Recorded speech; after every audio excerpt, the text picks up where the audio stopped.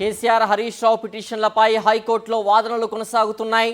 KCR Harish Rao Kaleshwaram commission నివేదికను సవాల్ చేశారు.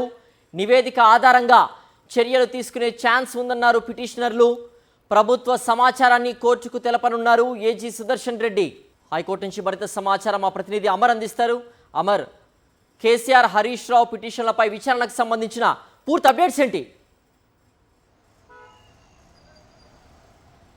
సిద్ధు, కేసీఆర్ హరీష్ రావు వేసినటువంటి పిటిషన్ల పైన ఇవాళ మరోసారి తెలంగాణ హైకోర్టు విచారించనుంది. సీజే బెంచ్ పైన నిన్న సుదీర్ఘంగా 3 గంటల పాటు విచారణ జరిగింది. ముఖ్యంగా ఈ నిన్న జరిగినటువంటి విచారణ సందర్భంగా ఏజీకి పలు ప్రశ్నలు హైకోర్టు సంధించిందని చెప్పుకోవచ్చు. ఎందుకంటే ప్రభుత్వం ఏదైతే ఈ కమిషన్ రిపోర్ట్ ఉందో మీడియా ముఖంగా పెట్టడాన్ని ఇప్పటికే పిటిషనర్లు తీవ్ర అభ్యంతరం వ్యక్తం చేస్తా ఉన్నారు. ఎందుకంటే బీఆర్ఎస్ అప్రదిష్ట పాలు చేయడము, కేసీఆర్ ని హరీష్ రావును అప్రదిష్ట పాలు చేయడమే టార్గెట్ గా కాంగ్రెస్ ప్రభుత్వం వెళ్తుందనేది పిటిషనర్లు వాదనలు అయితే వినిపించారు. అయితే నిన్న ఏజీని ప్రశ్నించిన క్రమంలో అసెంబ్లీలో చర్చించిన తర్వాత చర్యలు తీసుకుంటారా లేక చర్యలు తీసుకున్న తర్వాత అసెంబ్లీలో చర్చిస్తారా, ఈ 2 పాయింట్లపై నాకు సమాధానం కావాలనేది ఏజీని హైకోర్టు ప్రశ్నించింది. మరి ఇవాళ ప్రభుత్వం అడిగి పూర్తిస్థాయిలో సమాధానం చెప్తానైతే AG Sudarshan Reddy high court CJ bench కి తెలపడం జరిగింది. అయితే ఈ కేసుకు సంబంధించి ఇవాళ సీజే బెంచ్ కు న్యాయం ఏదైతే ఏజీ ఏం చెప్పబోతున్నాడు,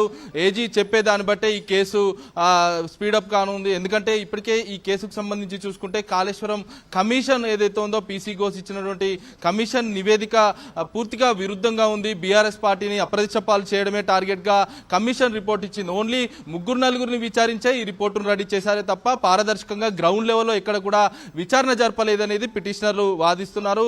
అయితే ఇవాళ ఏజీ సుదర్శన్ రెడ్డి ఎలాంటి రెస్పాన్స్ ఇస్తారు, ఎందుకంటే ప్రభుత్వం ఏం చెప్పింది, ప్రభుత్వం నుంచి వచ్చే వర్షాన్ని బట్టే ఇవాళ సీజే బెంచ్ ఒక కీలక నిర్ణయం తీసుకునే అవకాశాలు అయితే కనబడుతున్నాయి. ఇవాళ సీజే బెంచ్ తీసుకునే నిర్ణయం పైన ప్రస్తుతం సర్వత్రా ఉత్కంఠ నెలకొందని చెప్పుకోవచ్చు. ఎందుకంటే నిన్న జరిగిన విచారణ సందర్భంలో section B, section 8B, 8C సంబంధించిన పూర్తి స్థాయిలో వాదనలు కొనసాగాయి. తప్పనిసరిగా ఆరోపణలు వస్తున్న వ్యక్తులకు కమిషన్ రిపోర్టుకు సంబంధించి మొదట రిపోర్ట్ ఇచ్చి ఆ తర్వాత నోటీసులు ఇవ్వాలి. కానీ ఎలాంటి నోటీసులు ఇవ్వకుండా తమ క్లయింట్స్ ని ఇబ్బందులు పెట్టే ప్రయత్నం చేస్తున్నారు, అప్రదిష్ట పాలు చేసే ప్రయత్నం చేస్తున్నారు అనేది పిటిషనర్ చెప్పడం జరిగింది. దీనికి సంబంధించి ఏది సుదర్శన్ రెడ్డి రిప్లై కూడా ఇచ్చాడు. ఇది నోటీసులు ఇచ్చాం కానీ అందులో సెక్షన్లు మెయింటైన్ చేయలేదన్న అంశం చెప్పారు. మరి ఇవాళ ఏజీ సుదర్శన్ రెడ్డి ఏం చెప్పబోతున్నాడు కోర్టుకు అనేది సర్వత్రా ఉత్కంఠ నెలకొన్న పరిస్థితులు అయితే హైకోర్టులో నెలకొన్నాయని చెప్పుకోవచ్చు.